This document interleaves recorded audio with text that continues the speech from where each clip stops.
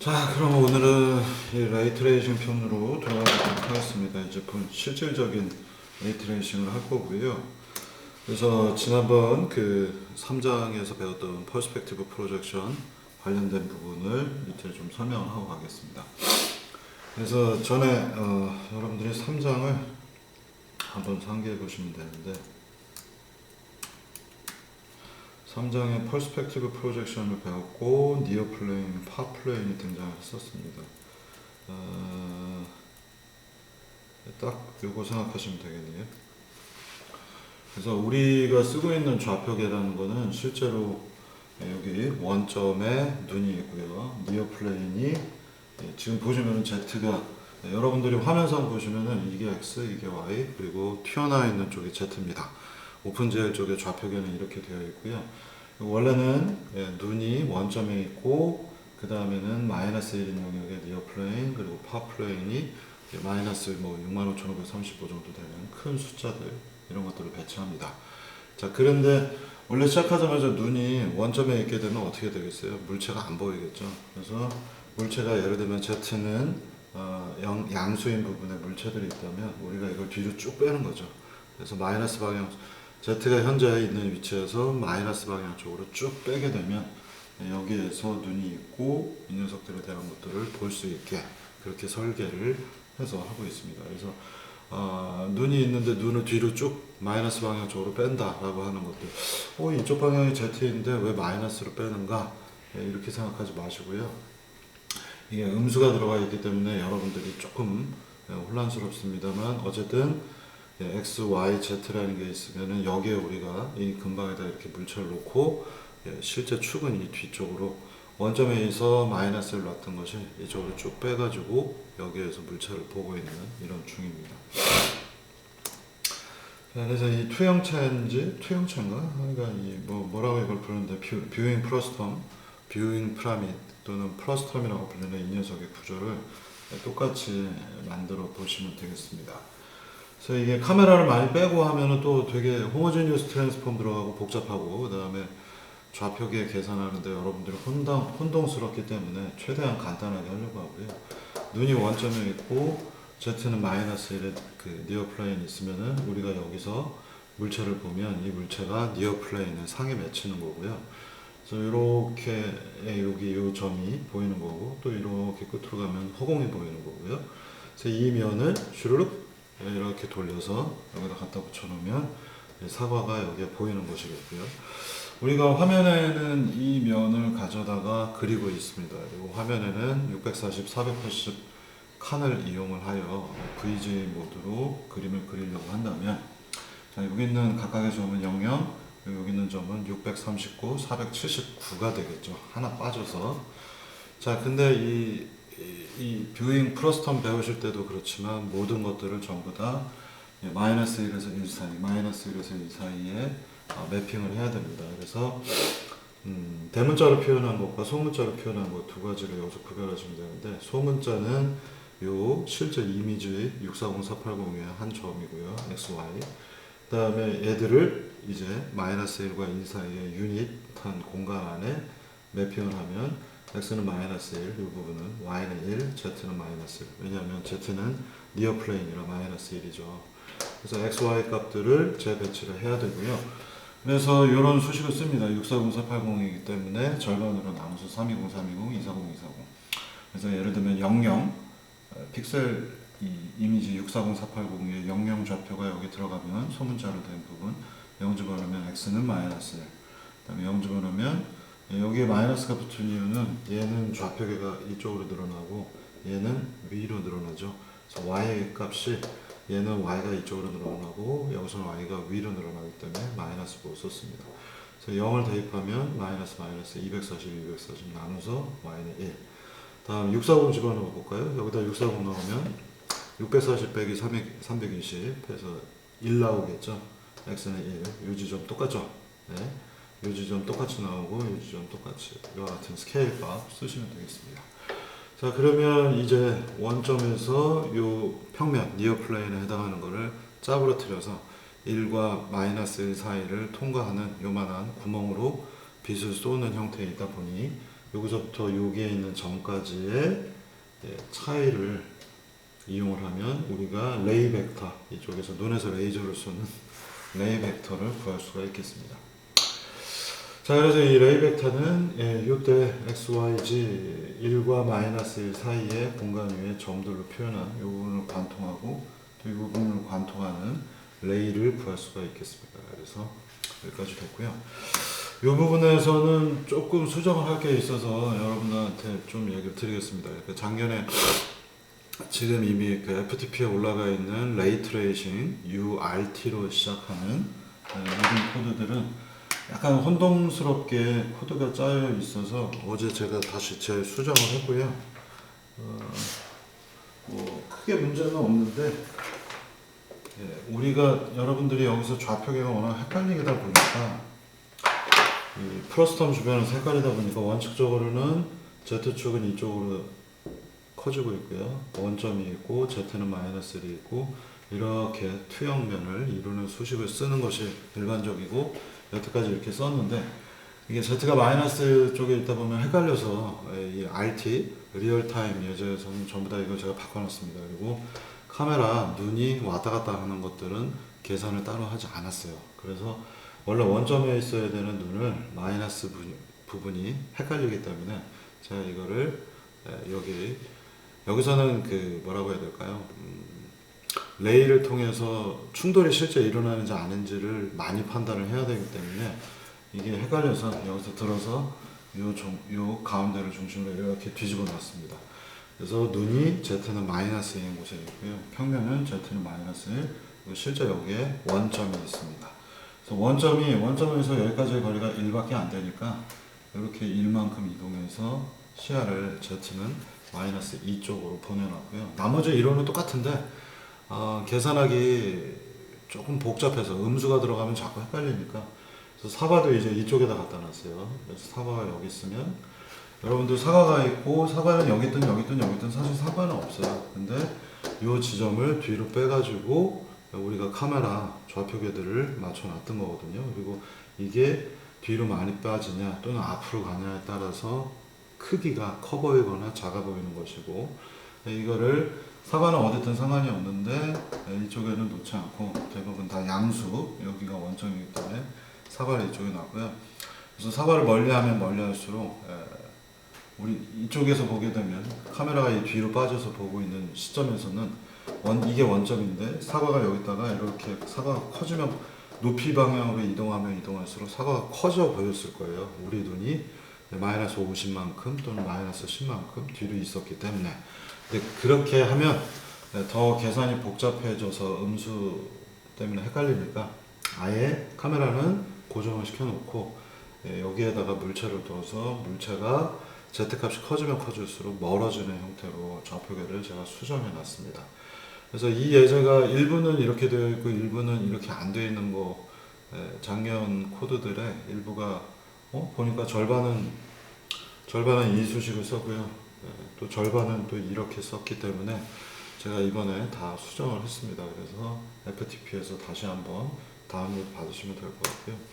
자, 그래서 지난번에도 얘기했지만 URT05 RT1 버퍼라고 하는 예제 안에는 우리가 더미는 원래 멍청이거나 아니면 더미는 내가 뭐 당장 쓸 건 아니지만 그냥 일단 하나 디폴트로 올려놓는 뭐 이런 의미로도 더미라고 씁니다. 그래서 이 이미지 버퍼링을 하는 방법은 여러 가지가 있지만 여러분들이 첫 번째 목표는 뭐냐면은 여러분들이 이 위에다가 점을 하나씩 그리게 되면 속도가 되게 느립니다. 그러니까 화면이 껌뻑껌뻑 할 거고요.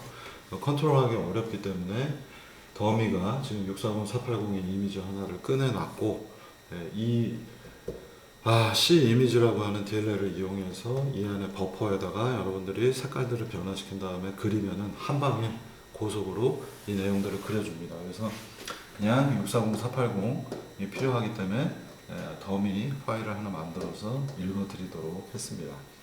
그래서 지금 보시면은 W는 640, H는 하이트는 480. 그래서 얘들은 색깔이 RGB 24비트로 되어 있기 때문에 나누면은 8비트로 나누면은 3바이트 체계가 되겠죠. 그래서 RGB 그래서 여기 보시면 이제 여러분들 이 포인터 용례들이 되게 낯선 분들이 많을 거예요. 근데 얘는 이쪽에 뒤에서는 조금 제가 배열 형태로 많이 표현했는데 일단 귀찮아서 포인터 예제도 알아두라고 이렇게 써놨습니다. 그래서 RGB 3개, 여기가 한 점이 3바이트씩 되어 있으니까 하나 둘 셋 통과 다음, 하나 둘 셋 통과 다음, 이렇게 만들어져 있고요. 그래서 첫 번째 바이트에다가 레드 255를 넣으니까 얘는 빨간색으로 보이겠습니다. 하나 조심하셔야 되는 거는, 지난번에도 얘기했지만 JPEG은 RGB로 되어 있지 않고 순서가 바뀌어서 BGR로 되어 있다고 얘기를 드렸습니다. 그래서 이미지라는 클래스 안에서 BGR을 RGB로 바꿔라, R하고 B를 서로 바꿔놔라 라고 하는 함수를 한번 호출을 해주셔야 RGB 형태로 색깔이 나오는 걸 확인하실 수 있겠습니다. 그러면 이제 우리가 계산해야 되는 벡터는 총 몇 개냐? 지금 여기서 보시면 이렇게 관통해서 뭔가 레이를 구했는데, 얘는 640 곱하기 480 총 30만 7,200개라는 눈에서 레이저 30만 7,200개를 쏘고 있고요. 걔들에 대해서 색깔을 하나씩 전부 다 계산을 합니다. 그래서 벡터 하나를 가지고, 요 벡터 하나를 가지고 하나의 점을 색깔을 결정하고, 또 요 벡터를 가지고 옆으로 한 칸 움직이고 틱틱틱 이걸 다 합치면 30만 7,200개가 나오고요. 자, 그래서 앞서서 얘기 드린 것처럼 우리 눈을 이제 이쪽으로, 아까 제가 뭐라고 그랬어요? 여기 원점에 두면 헷갈리니까 얘네 두 개를 이렇게 뒤집어 놓고 플러스 방향 쪽으로 생각하기로 했습니다. 그러면 모든 어쨌든 레이는 Z값이 플러스로 나오겠죠. 이게 마이너스로 놓으면 많이들 헷갈려해서 플러스로 바꿔놨고요. 그래서 스크린 좌표계, 스크린의 O라고 하는 부분은 현재 좌표계입니다. 그래서 000이 아니라 00-1로 서로 Z는 마이너스 주변에서 대칭으로 뒤집어 놨고요. 이제 레이를 계산합니다. 여기에 들어가는 건 소문자 XY, 0에서부터 639, 0에서부터 479, XY 소문자는 이미지 위의 좌표입니다. 바로 이 부분에 해당하겠고요. 그래서 스크린 WH는 제가 640480이라고 다른 데서 로드하면 자동으로 들어가기 때문에 이 DX, DY를 가지고 이 부분들을 계산을 해줍니다. 바로 이 부분이 이 코드하고 똑같겠습니다. 그리고 나서는 스크린 W 나누기 스크린 H, 전에 배웠죠. 에스펙트 레이시오 3장에서 배웠습니다. 화면의 가로 세로 비율이 다르기 때문에 그걸 맞춰주기 위해서 에스펙트 레이시오가 들어갔습니다. 이유는 왜냐? 여기 보시면 640, 480이잖아요. 그거를 원래는 직사각형인데 1에서 마이너스 1 사이로 네모나게 바꿨잖아요. 그러면 어떻게 돼요? 찌부러지는 게 다르겠죠. 옆으로 더 퍼져 보이겠죠. 그래서 엑스펙트 레이시오를 640480으로 계산해서 여기에다가 추가해 놓습니다. 자, 그리고 나서는 여기 마지막 요 줄, 이거 지워버렸네.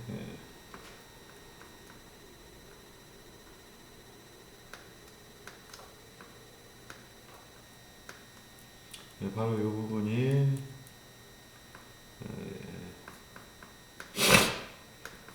이 코드에 해당하겠고요.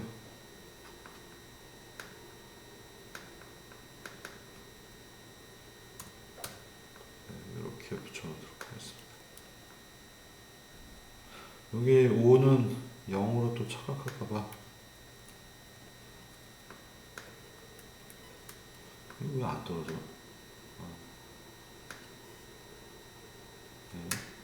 5는 벡터입니다. 원점이 있는 위치. 이렇게 놓겠습니다. 자, 그리고 나서는 이쪽 방향에 벡터, 유닛 벡터, 방향 벡터가 필요한 것이기 때문에 최종적으로 유닛 처리를 해줬습니다. 이 유닛 처리를 해야 되는데 안 하거나 또는 안 해도 되는데 해야 하거나 하면은 결과들이 많이 바뀌니까 조심하셔야 되겠습니다. 자, 그러면 이제 기본적인 설치는 끝났고, 기본적인 내용은 이제 RT에 대한 부분을 들어갈 준비는 됐고, RT2의 2D 라이트 기능을 실제로 한번 만들어 보겠습니다.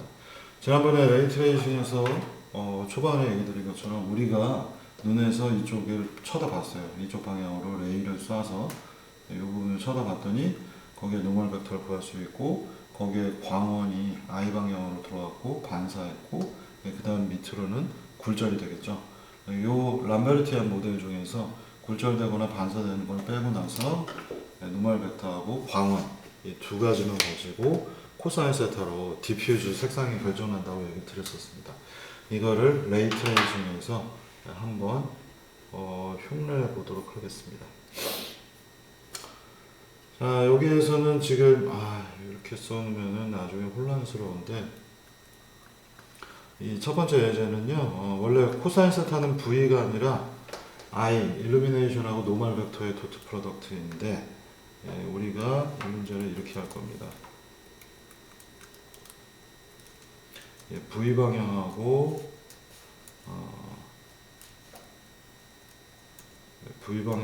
I 방향을 서로 일루미네이션 방향을 반대로 해놓은 예제 하나를 보여드리겠습니다. 그래서 얘는 이렇게 나타나는 예제가 바로 이번 챕터에서의 목표점입니다. 이게 무슨 소리냐고요? 원래 카메라가 들어가는 레이 방향이 있고, 그 다음에 I 방향이 있을 거 아니에요. 어딘가 지금 보시면은 우리의 카메라가 레이가 이쪽으로 들어가고 I가 이쪽으로 들어올 거예요. 근데 그 두 가지를 똑같이 한번 해보겠다는 얘기입니다. 근데 방향으로 지금 여기 있는 그림대로라면 마이너스가 없어져야겠네. 이 부호가 어디는 붙었다 안 붙었다 하는 것도 조심해서 항상 보셔야 되는데요. 이것도 즉 카메라 방향하고 일루미네이션 광원이 있는 위치가 똑같을 때 어떤 일이 벌어지는지 한번 추적해 보겠다는 얘기입니다. 자, 이렇게 나오겠죠. 그러니까 우리가 여기 있는 그림을 이제 뒤집어 놨기 때문에 그림을 좀 바꿔야겠네요.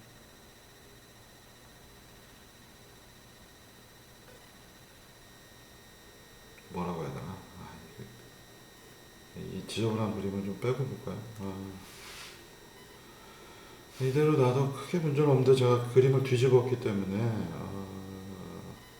여기는 Y만 없어지면 설명하기가 편하겠네요.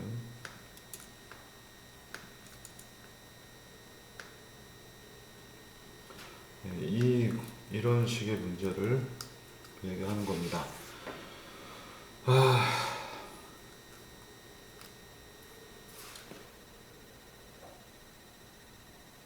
현재 지금 보시면은요, 여기에 우리 눈이 있겠죠. 이쪽 방향에서 쭉 올라와서 여기에 우리 눈이 있고, 광원도 여기 있습니다. 그러면 내가 이렇게 들어가서 쳐다봤더니 광원도 여기 있기 때문에 이쪽으로 들어가겠죠.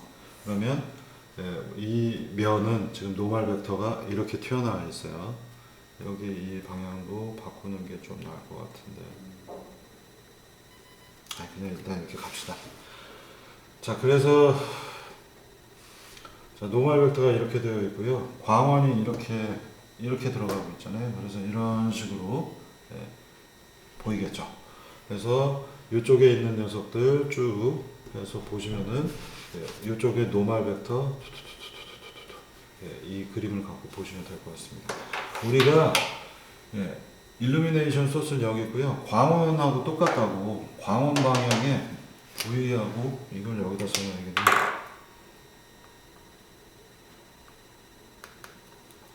V하고 광원이 똑같다라고 가정을 한번 해본 겁니다. 참 설명하기 어렵네.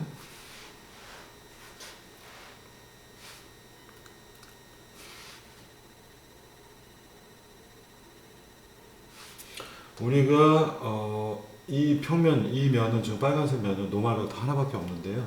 레이를 쏘면 이 레이가 두두두두두두 하고 이렇게 각도가 변할 거 아니에요.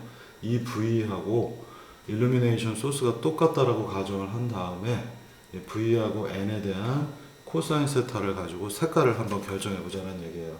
그러면 가운데서는 이 노멀 벡터하고 V 벡터가 서로 똑같기 때문에 코사인 세타의 최대값을 갖겠죠. 각도가 0도이기 때문에 1이 될 거고요. 그 다음에는 이 각도가 벌어지면 벌어질수록 각도가 늘어났으니 코사인 세타 값이 점점 작아질 겁니다. 그러면 이 가운데 부분이 가장 밝게 보이고 테두리로 가면 갈수록 코사인 세타의 영향에 의해서 어둡게 나타나는 것들을 확인하실 수가 있죠. 자, 그래서 레이를 얻어냈습니다. 여기 i는 640, 480까지 점들에 해당하고요. 레이를 써서 ij에 해당하는 레이, 이 점을 관통하는 벡터 v를 구해냈고, v하고 노멀 벡터하고 도트 프로덕트 한 결과 f가 나올 거예요. 이 f는 최대값이 1이고 최소값은 마이너스 1이 되겠죠. 도트 프로덕트 코사인 세타의 결과이니까. 요때의 v나 n은 각각 다 뭐여야 돼요? 유닛 벡터여야 되겠죠. 그래서 얘들은 v가 유닛 벡터로 레이에서 리턴해 줬기 때문에 도트 프로덕트 n 노멀 벡터하고 곱하면은 f는 1에서 마이너스 n 사이가 됩니다. 그러면 1에서 마이너스 1은 우리가 알고 있는 0에서 255 사이의 RGB가 아니기 때문에 F라는 값은 255배를 해줘서 값을 크게 늘려놨고요. 이 과정에서 F가 아주 작은 1.0001만 있어도 1.0001 곱하기 255를 하고 나서는 결과가 255보다 큰 게 나올 수 있으니 이런 그 퀀타이즈 에러들을 없애기 위해서 255보다 크면 255다.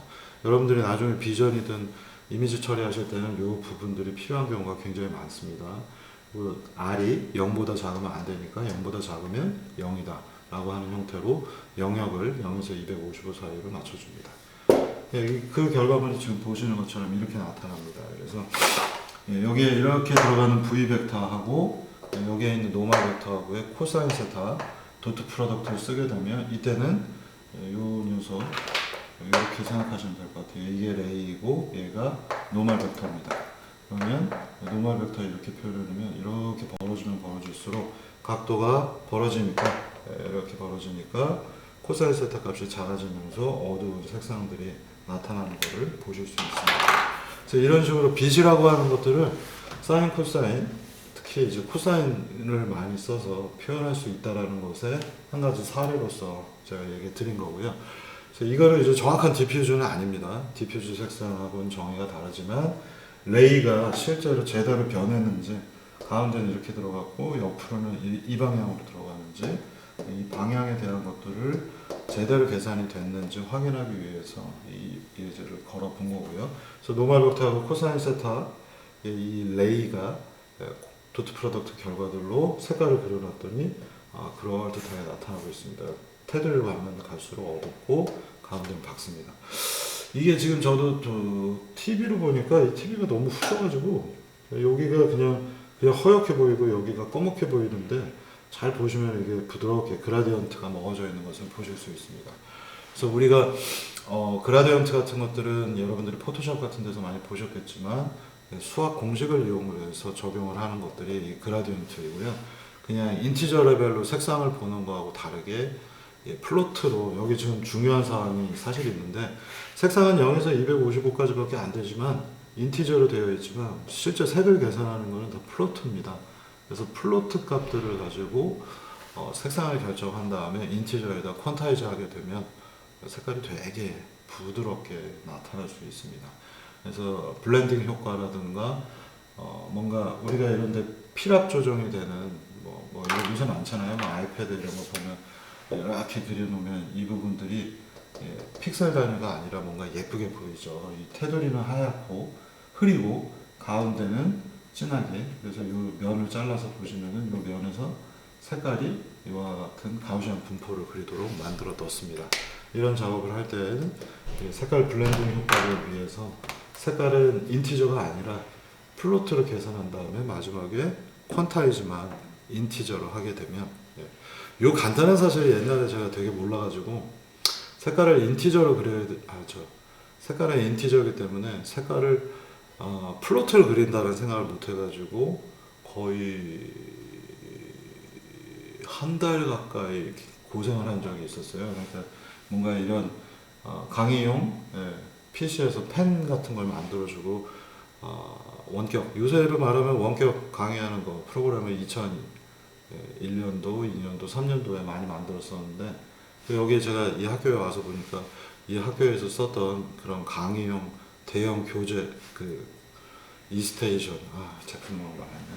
뭐 그런 거 보면 거기 있는 프로그램 제가 만들었거든요. 근데 옛날에 만들고서 여기 와서 보니까 이게 여기 있네 했던 기억이 있습니다.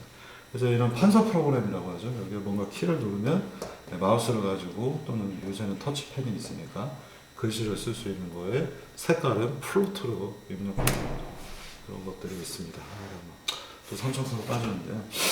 자, 그래서 여기 이제 중요한 것들, 이제 레이 트레이싱을 하는 거는 오브젝트를 그리기 위해서인데, 이 오브젝트를 그리는 부분에서 레이 트레이싱이 많이 어렵습니다. 지금까지는 되게 간단하고요.